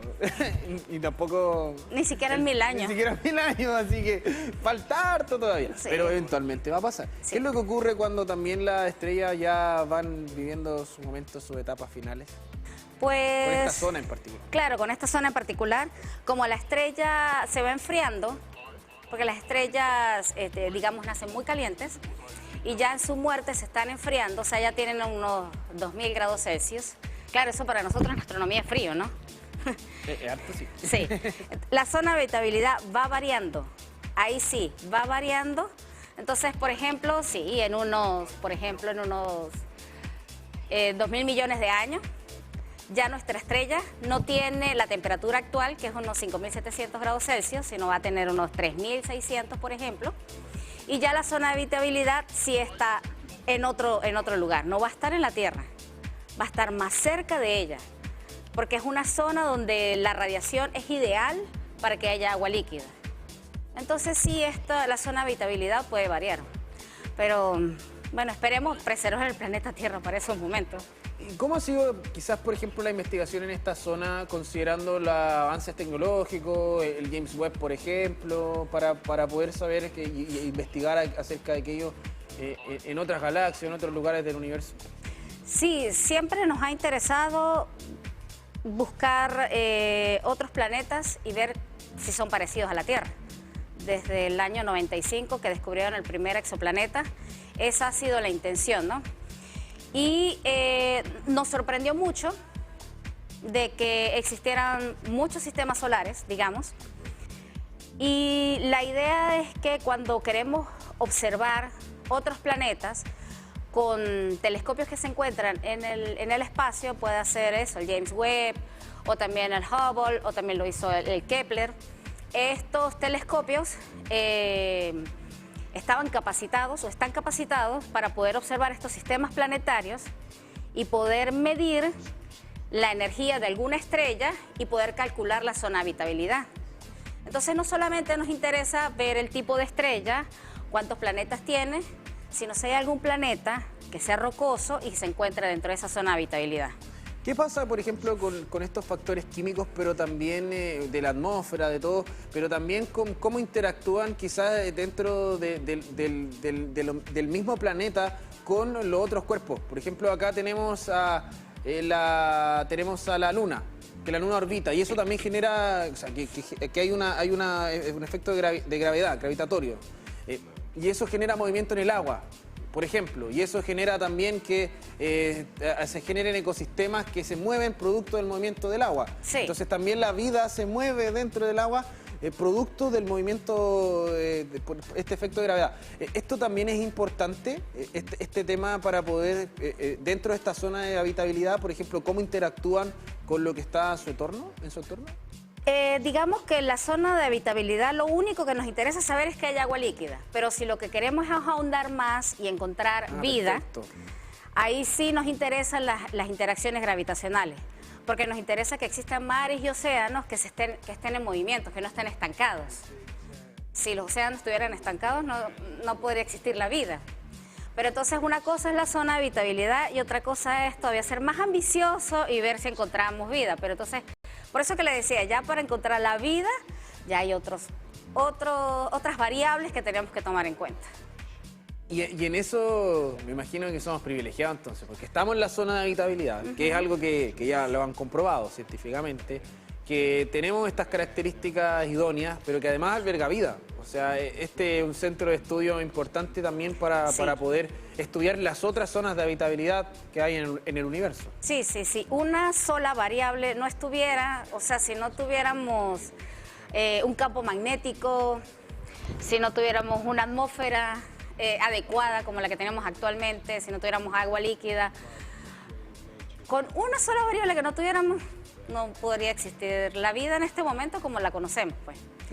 Es por ello que nosotros tenemos como una lista. Si queremos buscar vida en otro lado, mire, esto es lo que tenemos. No podemos hacer, o sea, la única estadística que tenemos somos nosotros. Así que según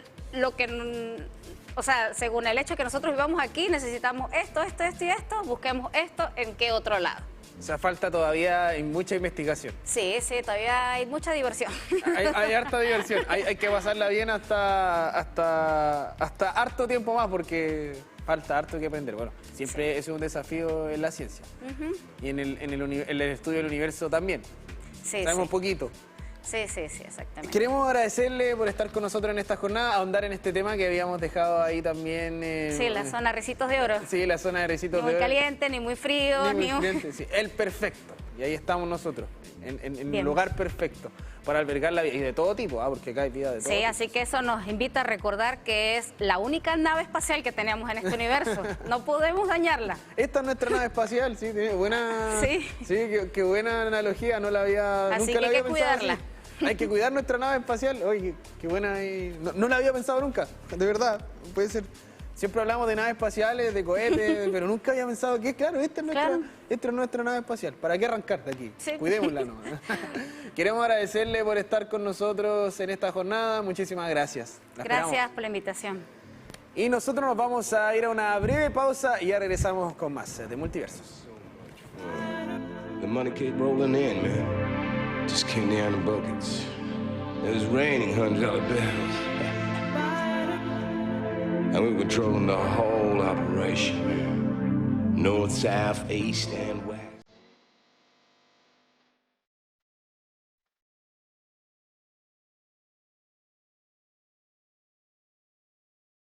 Sin duda esta ceremonia es muy importante porque se primero sitúa en el marco del aniversario de nuestra universidad, estos 106 años de existencia y en particular Entonces, en ese mismo marco, celebramos hoy día al trabajador y trabajadora universitaria y lo simbolizamos reconociendo a un grupo particular de trabajadores que han demostrado una fidelidad funcionaria porque los premiamos por cumplir 25 y 30 años de servicio en nuestra universidad.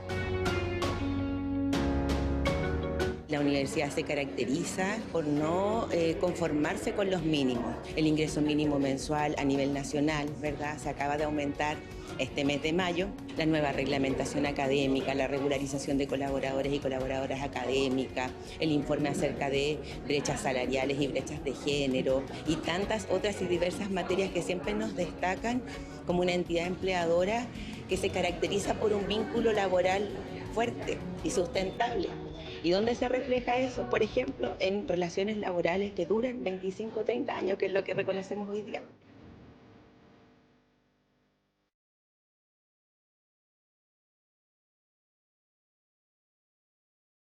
La universidad todo, porque ahí hice mi carrera profesional. Yo partí como contador general y hoy día soy jefe administrativo, entonces estudié ingeniería en la noche, me pude desarrollar, entonces igual súper emocionante y recordar de cuando uno ingresa a la universidad, a hoy día es como un suspiro, en realidad como que pasaron volando.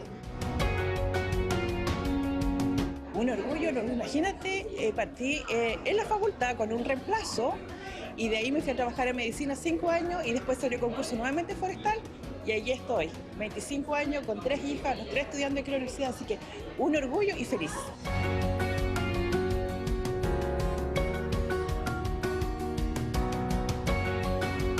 La universidad funciona con todos, con personal de jardín, con guardias, con secretarias, con auxiliares, es decir, todos somos parte de la universidad.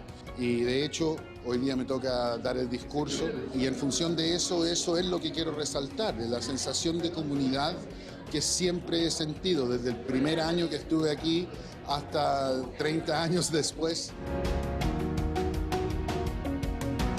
Bueno, sin duda que tenemos que estar satisfechos. Mi mensaje hoy día es precisamente de satisfacción porque tenemos hoy día tal vez perspectivas mucho más optimistas que en el pasado y estimo que eso lo hemos logrado porque nos hemos mantenido unidos y los insto a mantener esa colaboración y a seguir trabajando por el engrandecimiento de nuestra universidad.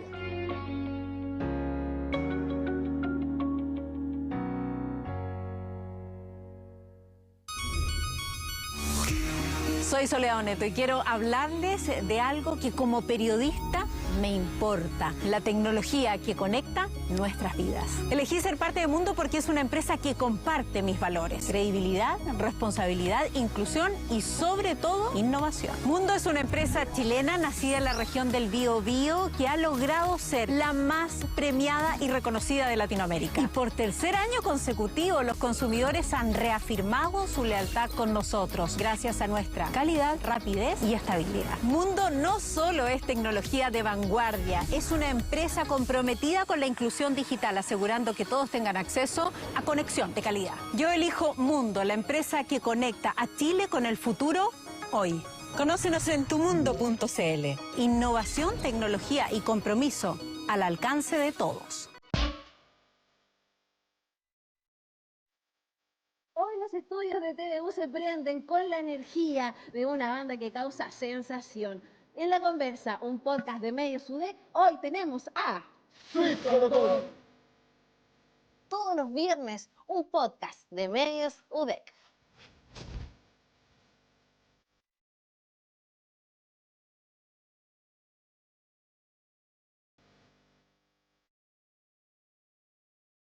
Yeah, it's big 30. I've been through a lot, but I'm still flirty. Is everybody back up in the building? It's been a minute, tell me how you're healing. Y vamos a continuar hablando de investigaciones científicas. Desde el universo nos devolvemos a la Tierra. Estamos con la doctora Catalina Morales Yáñez, geofísica, investigadora de la Universidad de Concepción, doctora en Ciencias de la Tierra. ¿Qué tal? ¿Cómo estamos? Buenas tardes. Hola, buenas tardes. Ya hemos hablado de las zonas sísmicas, en particular, en general. en particular donde ocurre los sismos. Hace un tiempo atrás estuvimos hablando del trabajo que está ocurriendo en la fosa de Atacama con estos sensores que están siendo utilizados para monitorear qué es lo que ocurre donde se unen las placas. Bueno, queremos seguir ahondando en lo que es parte de la realidad de nuestra región, de nuestro país. Somos un país sísmico, usted me imagino que ya lo tiene absolutamente claro. Bueno, pero vamos a cambiar un poco el tema porque queremos hablar de un nuevo enfoque metodológico que se está enfocando en mejorar la precisión. ¿En qué aspecto? Bueno, le vamos a preguntar a la doctora. ¿De qué se trata esta investigación? Cuéntenos un poquito y qué es lo que se busca mejorar. Bueno, nosotros a lo largo de Chile vamos a tener diferentes zonas sismogénicas que les llamamos, ¿ya? La zona sismogénica que más está investigada es la zona de subducción, donde subducta la placa de Nazca bajo la placa Sudamérica, ¿cierto? En este proceso que nosotros llamamos subducción.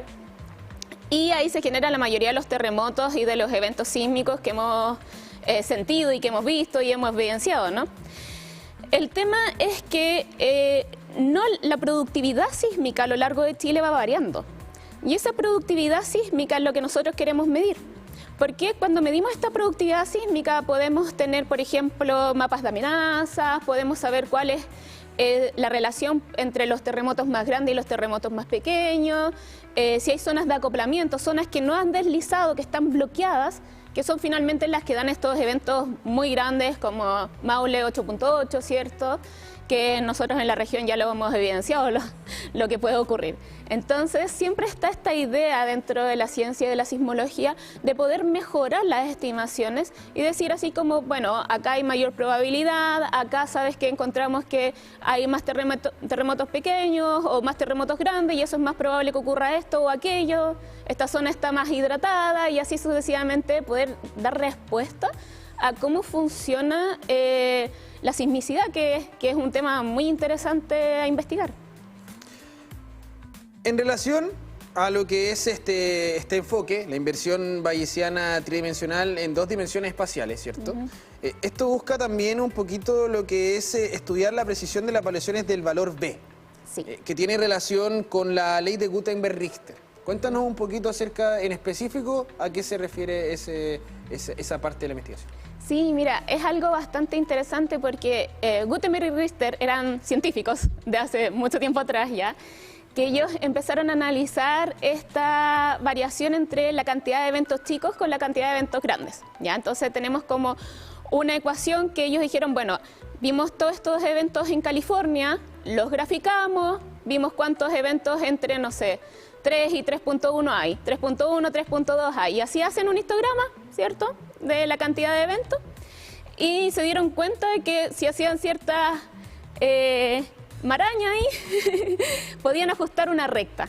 Entonces, ahí empezamos con un ajuste es una de las ecuaciones más simples en sismología, donde ajustamos una recta a este tipo de datos, ¿ya?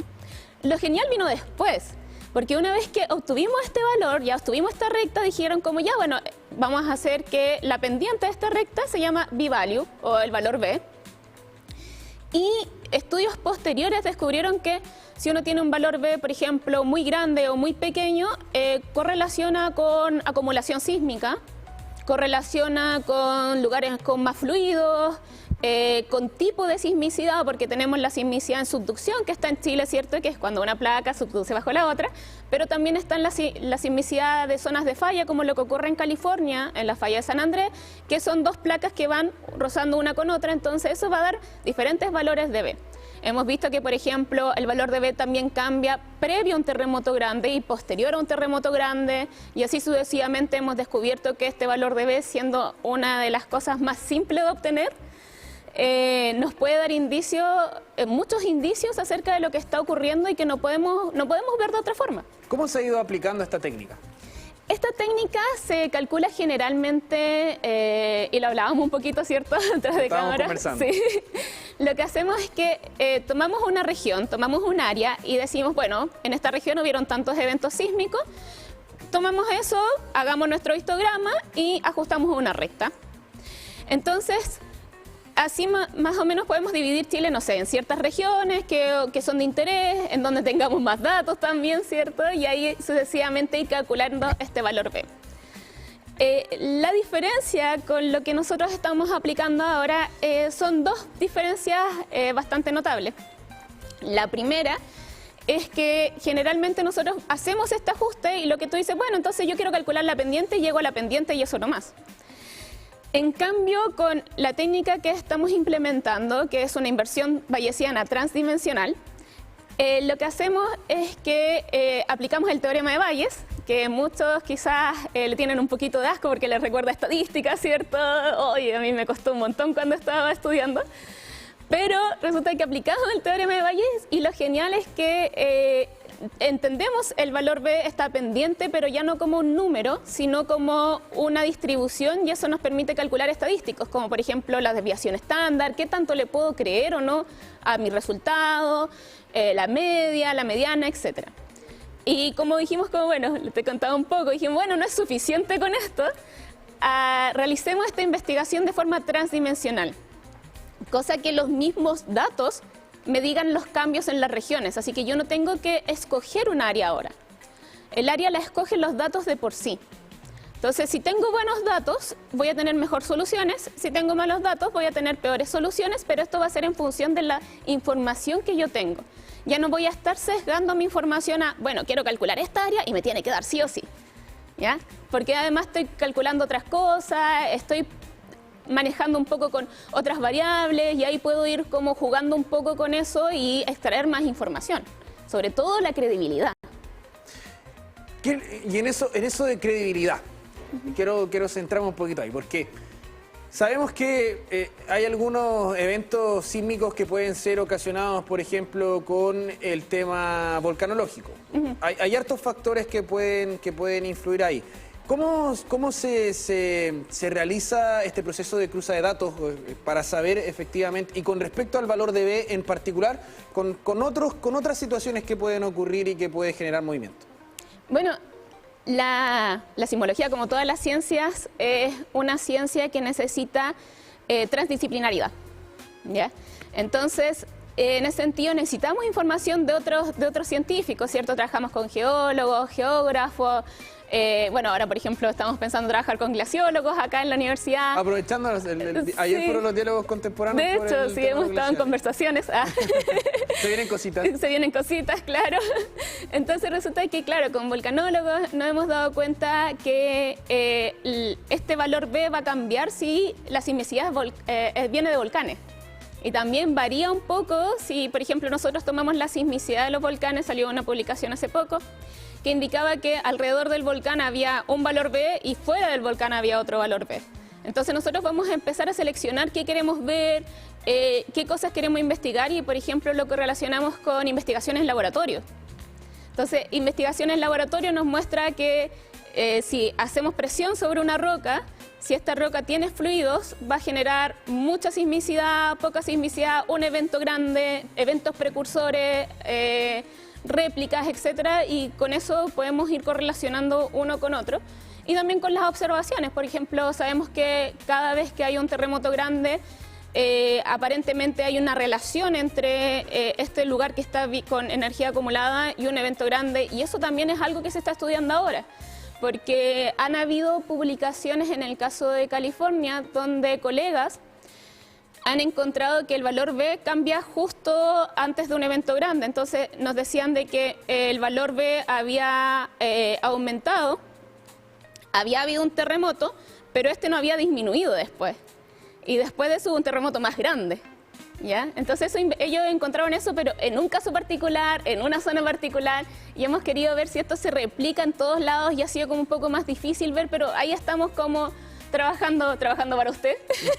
Estamos trabajando sí, para saber qué tan confiable y en cuánto más o menos podemos ocupar este valor B para ver si lo que estamos viendo son clúster de sismicidad, son secuencias sísmicas, precursores, son replicados, simplemente estamos todos muy tranquilos y no esperamos ningún evento más grande, ¿cierto? Y ahí en lo que es también este tema de los datos, ¿ustedes tuvieron que crear algún análisis computacional distinto, por ejemplo algún software especializado, utilizaron la base de alguno en particular? Ya, esa es una muy buena pregunta, de hecho, ¿ya? Resulta que como este código depende mucho de la calidad de los datos, lo cual lo hace mucho más transparente. Lamentablemente no podemos ocupar, por ejemplo, los catálogos sísmicos de los centros sismológicos nacionales o internacionales. ¿Por qué? Porque los centros sismológicos tienen una labor diferente, que es avisarnos cuando ocurre un terremoto, cálculo rápido, ¿cierto?, etcétera.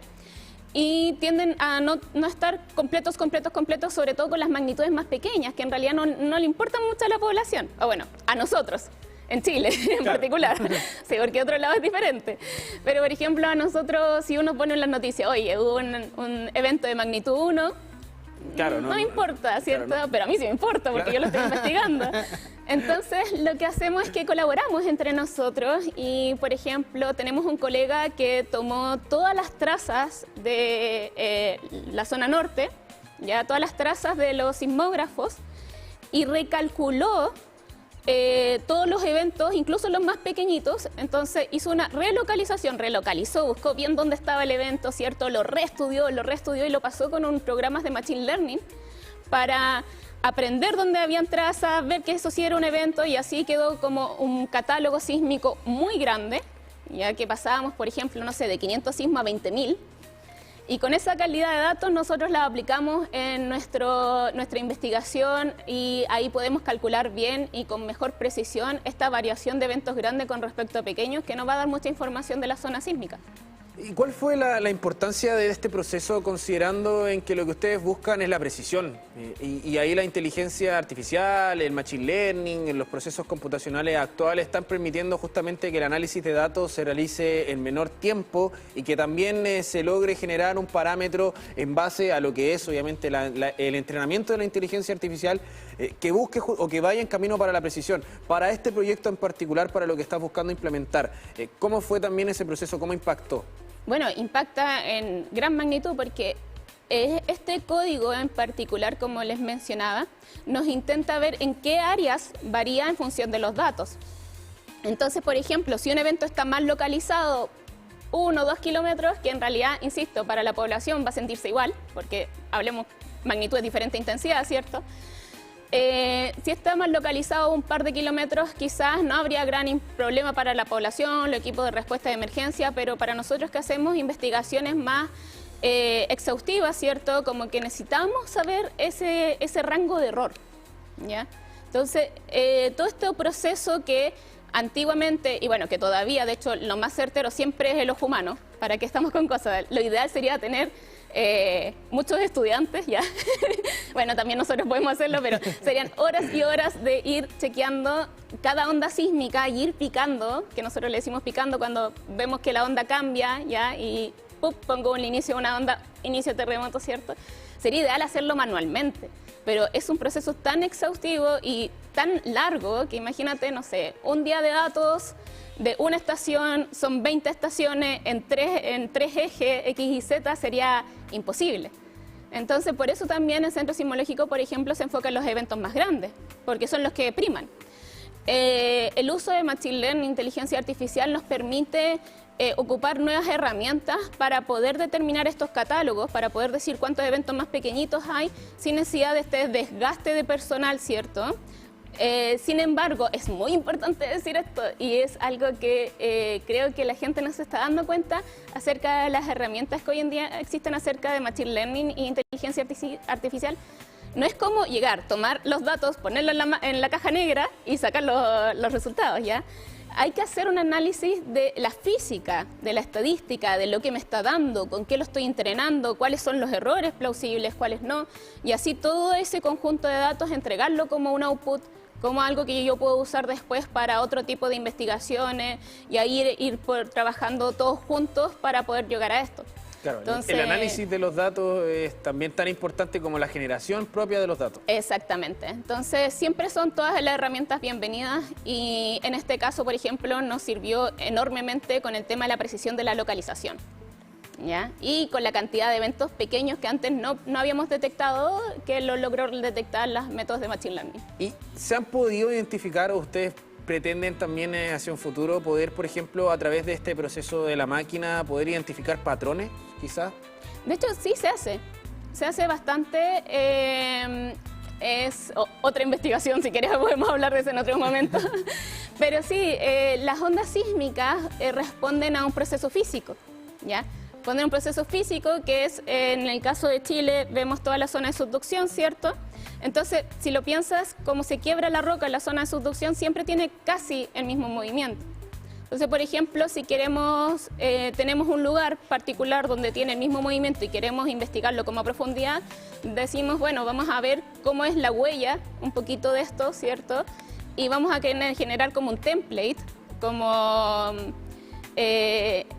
claro, como un template, ¿cierto? Como una imagen de lo que tiene que ser similar y vamos buscando esa imagen en todas las ondas sísmicas y viendo si estamos recibiendo desde el mismo lugar, es la misma ruptura, es la misma física, ¿me entiendes? Entonces ahí podemos ir jugando un poco y obteniendo más información de las zonas que estamos estudiando.